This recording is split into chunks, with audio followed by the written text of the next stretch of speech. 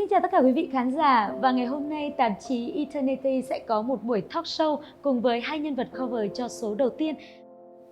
Vâng, và xin chào tất cả quý vị đang đến với chương trình talk show của Eternity Magazine. Và ngày hôm nay hai nhân vật đặc biệt mà chúng ta sẽ được gặp gỡ đó chính là cầu thủ Công Vin và nữ ca sĩ Thủy Tiên. Vâng, và lời đầu tiên thì cho phép Eternity xin được gửi lời cảm ơn đặc biệt vì hai anh chị đã nhận lời tham gia phỏng vấn cùng với chương trình ngày hôm nay. Và em được biết là anh chị vừa trải qua một quá trình đi từ thiện rất là dài ngày, và có thể chia sẻ với chương trình là cảm xúc của hai anh chị sau mỗi chuyến đi được không ạ? Cảm xúc sau mỗi chuyến đi của Tiên với anh Vinh thì cảm thấy là cuộc sống mình có ý nghĩa hơn, và ít nhất là mình thay đổi được cái thói quen hàng ngày của mình về việc sử dụng nước. Tại vì đôi khi có những cái thứ mà mình phung phí ở trên này mình nghĩ nó có rất là nhiều, nhưng mà đối với người ta nó là một cái gì đó rất là quý giá, cho nên là mình đã thay đổi được những cái suy nghĩ của mình rất là nhiều luôn. Còn anh Vinh thì sao?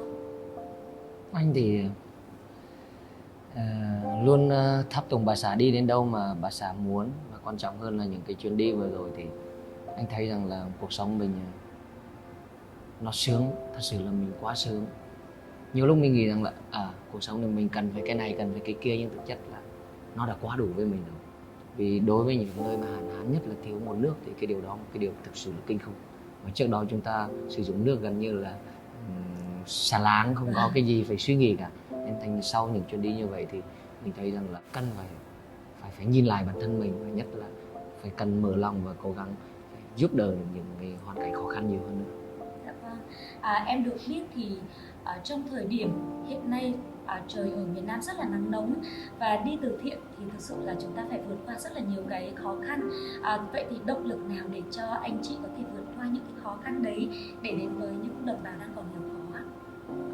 Thực sự để đi đến những cái điểm đó thì hầu như là mình cũng phải rất là cố gắng, tại vì trời thứ nhất là nóng, thứ hai là rất là nắng. Có những nơi mà Tiên đi vào những cái vùng sâu vùng xa, nước khi mình nó băng lên á, ngồi nó đóng thành muối luôn, nó mặn đến như vậy. Mình cảm thấy là trời, sao người ta có thể sống được ở những cái nơi cực khổ như vậy. Mình đi có một ngày thôi là mình đã chịu không nổi rồi, còn người ta là người ta phải sống ở đó năm này qua tháng nọ. Thì thật ra là động lực của mình là làm sao để giúp đỡ được cho nhiều người nhất. Tuy nhiên là khi mà đi như vậy thì nó sẽ có những cái trải nghiệm rất là thú vị, và nó giúp cho mình nhìn lại bản thân mình nhiều hơn. Tôi nghĩ là cuộc sống mình ý nghĩa nhiều hơn. Đối với chị Tiên rằng là cái xuất phát từ một cái buổi đi chơi ở Vũng Tàu với gia đình, đi tắm biển.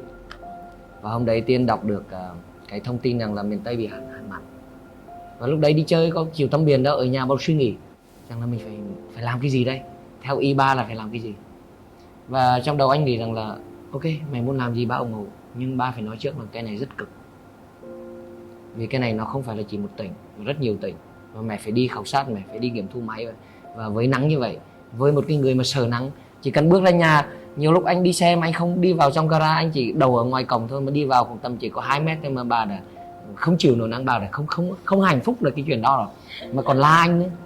Nên anh nói rằng là cái này rất cực. Nhưng mà sau đó buổi chiều đấy Tiên mới quyết định là quyên góp và kêu gọi mọi người ở trên Facebook ủng hộ đồng bào miền Tây hạn hán.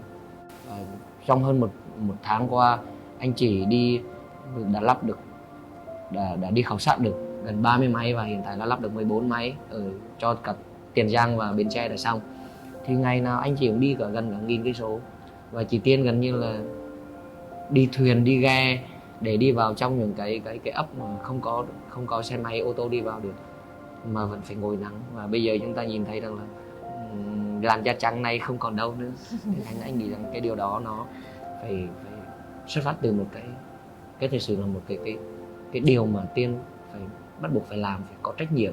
Không chỉ có trách nhiệm với chính bản thân mình, trách nhiệm với những cái người mà đã tin tưởng Tiên, và trách nhiệm với những và thứ hai là muốn mang đến một cái chút gì đó tấm lòng của mình, của tất cả mọi người đến đồng bào miền Tây đang bị hạn mặn. Vâng, có thể nói là xuất phát từ chính tấm lòng của mình để mang đến một cái động lực rất lớn.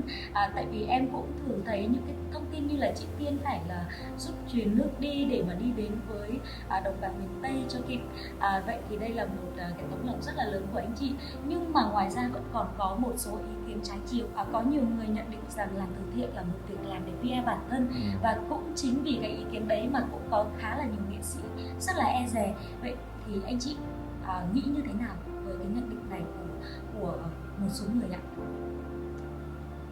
Tiên có một người anh đi cùng đoàn với Tiên, thì sau khi mà anh nghe thông tin đó thì anh nói là nếu VR thì thử những cái người nào mà nói á, thử đi chung với mình một hôm đi rồi biết.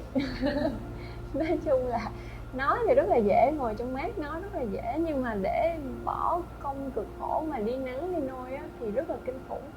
Thế là hôm qua Tiên cũng vừa đi giao thêm mấy máy nữa về, sáng nay đầu giấc bưng bưng luôn, tại vì bắt đầu trời chuyển mùa nắng á, rồi đi từ sáng đến chiều rồi hơi người nhiều, rồi nói chung là nắng gió rất là vất vả. Về sáng nay phải truyền nước, tại vì mình đi như vậy là rất là mất nước, trời nóng nữa, đi ra ngoài sốc nhiệt nữa, nó vừa đang ở trên xe máy lạnh vừa đi xuống lại là nóng á. Nói chung là rất là cực luôn á, phải có một cái gọi là một cái động lực nào đó rất là lớn thì mình mới có thể đi được như vậy. Chứ thực ra là nếu như mà để nói mà VR mà có thể đi được thì Tiên cũng nghĩ là mọi người thử đi là biết. Hôm qua anh có nói chuyện với chị Tiên rằng là mày phải nên xem lại cái cách đi khảo sát xong rồi đi nghiệm thu máy kiểu này, vì máy còn hư không gì là người. Vì buổi sáng đi đến gò công xã Phước Trung ở Tiền Giang nghiệm thu máy, lại phải quay đến An Ngày Tây cách đó 100 cây, phải đi tiếp 100 cây để khánh thành máy, xong từ cái điểm 100 cây lại chuyển về thành phố Bến Tre khánh thành máy, xong rồi từ thành phố Bến Tre mới quay về lại Sài Gòn. Thì đi như thế rất vất vả. Và anh chỉ nói một điều rằng là chúng ta đừng quan tâm người khác nói gì về mình, mà chúng ta hãy quan tâm rằng mình đã làm đúng cái lương tâm của mình hay chưa. Nếu như chúng ta không tốt mà người ta ở ngoài người ta nói chúng ta tốt lắm, người đấy rất tốt, chúng ta không bao giờ hạnh phúc vì điều đó. Nhưng chúng ta tốt, người ta nói chúng mình xấu, không có vấn đề gì. Hôm nay họ không hiểu nhưng ngày mai họ sẽ hiểu. Và chúng ta làm có trời biết và đất biết, và tất cả mọi người rồi cũng sẽ biết. Và như anh nói rằng là anh vẫn luôn quan niệm rằng là không có cái gì mà xấu hoặc cái gì mà không đúng với sự thật thì không bao giờ có thể giấu được mãi. Người ta nói là cây kim trong bọc lâu ngày cũng phải lòi ra, nên kiểu điều đó nó không phải là quá quan trọng đối với anh chị. Trong cái thời gian đại dịch Covid 2019 thì 2020 thì anh chị có dự định sẽ tiếp tục kêu gọi những cái sự giúp đỡ từ tất cả mọi người không? Ở trong mùa dịch này thì mình kêu gọi mọi người ở nhà cùng để bảo vệ đất nước.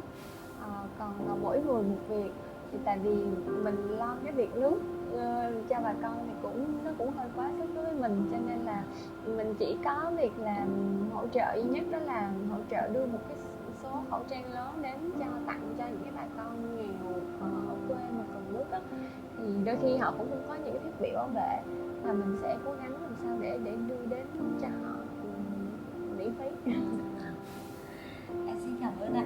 Vậy thì em sẽ hỏi qua một chút về vấn đề gia đình được không ạ? Trong hơn một thập kỷ gắn bó thì mọi người đều có thể nhìn thấy được hình ảnh của Công Vinh và Thủy Tiên là luôn luôn hạnh phúc, luôn luôn sát cánh bên nhau. Nhưng mà sự thật thì đối với những cặp vợ chồng sống lâu với nhau thì có thể có rất là nhiều mâu thuẫn. Vậy thì đối với anh chị có những cái mâu thuẫn thường xuyên xảy ra, hay là những câu chuyện trong gia đình của mình có thể chia sẻ cùng với Eternity ngày hôm nay được không ạ? Ở đây thì hầu như là gia đình Vinh Tiên thì nó không có mâu thuẫn, mà nó chỉ có bạo hành gia đình thôi.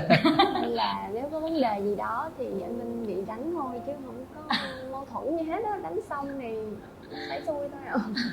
Anh nghĩ rằng là trong một cái gia đình muốn hạnh phúc ấy, thì luôn xảy ra một cái điều mà người đàn ông luôn phải là người mà phải chịu đựng. Wow. Mình bị đánh tiếc rồi, chịu đựng, sức chịu đựng càng ngày càng lên. Và nhiều lúc mình nói với vợ rằng là sao hôm nay ba chưa bị đánh, sao ba nhớ mà sao ba thấy thiếu cái gì đâu. Vậy thì em nghĩ là một cái câu hỏi mà rất là nhiều khán giả thắc mắc, đó là tại sao anh chị vẫn không có publish cái hình của bé Gạo lên trang mạng xã hội cho mọi người được biết ạ? Tại vì mình hơi quan điểm theo Việt Nam chút xíu là trẻ con á, đôi khi nó còn những cái sự kiêng cữ của nó. Ví dụ như là mình mình khen nó nhiều quá cũng không tốt, mà mình chê nó nhiều quá cũng không tốt. Cho nên là thôi tốt nhất là cứ giữ con để cho đừng có cái gì đó nó ảnh hưởng đến bé. Với lại nếu như mà khi nào bé cần public hình ảnh của mình với bạn bè, với xã hội thì lúc đó bé sẽ tự, còn mình không có cướp cái quyền đó của con. Dạ vâng. Khoảng thời gian cách ly là một cái khoảng thời gian mà có thể nói là mọi người có thể ở được bên nhau nhiều hơn, mọi người ít đi ra ngoài để làm công việc của mình hơn. Như thế thì trong khoảng thời gian này có những cái công việc nào mà thường ngày anh chị chưa làm được với bé mà thời gian này anh chị tập trung để làm với bé không ạ? Anh nghĩ rằng là mùa dịch này cũng giống như mùa bình thường của anh, có vì là anh được ít đi chơi hơn thôi. Vâng. Chứ còn công việc của anh thì chỉ vẫn như vậy, vẫn một dành thời gian cho Gạo buổi chiều đi đạp xe đạp với Gạo, dành thời gian có thể chơi đồ hàng với Gạo, và thứ hai dành thời gian xem tivi với Gạo, và quan trọng hơn buổi tối trước lúc đi ngủ có thể 2-3 con với mẹ ngồi 3 người ôm ấp nhau tâm sự. Thật sự đó anh nghĩ rằng là anh chỉ luôn dành công việc như thế nào nhưng anh vẫn chỉ luôn dành một thời gian nhất định cho bánh Gạo, và nhất định dành thời gian hai vợ chồng với nhau. Anh luôn cân bằng điều đó, và anh có một đặc điểm rằng là anh luôn phải là ngày nào anh cũng phải ăn cơm với vợ, nhất là buổi tối với gia đình ở nhà. Anh không bao giờ bỏ buổi tối với gia đình.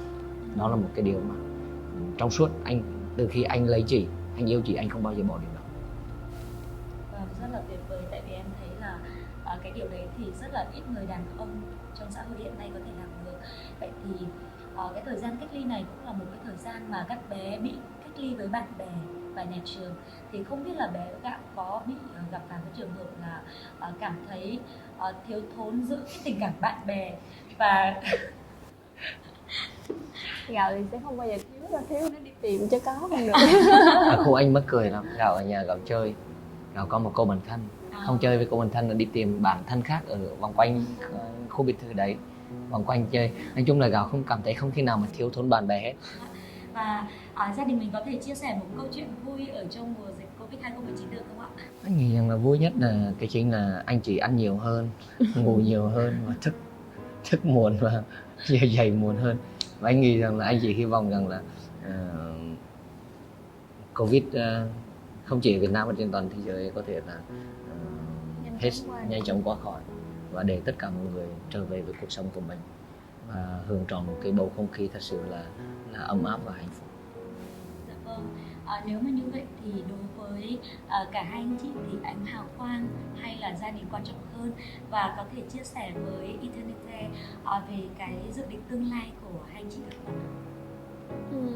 Dĩ nhiên là đối với anh chị thì gia đình nó vẫn quan trọng hơn là chị Hào Quang, bởi vì khi mình lên sân khấu mình tỏa sáng chỉ có vài phút hoặc 5-10 phút hoặc 1 tiếng 2 tiếng đồng hồ, nhưng mà ở nhà quan trọng là mình phải sống một cái cuộc đời rất là dài ở nhà, và sau ánh hào quang đó khi mọi người không có còn nhớ đến mình nữa thì vẫn còn gia đình bên cạnh mình, cho nên gia đình mới là cái chỗ dựa quan trọng nhất của mình. Còn dự định tương lai thì mình sợ là đó trước nó không qua, cho nên là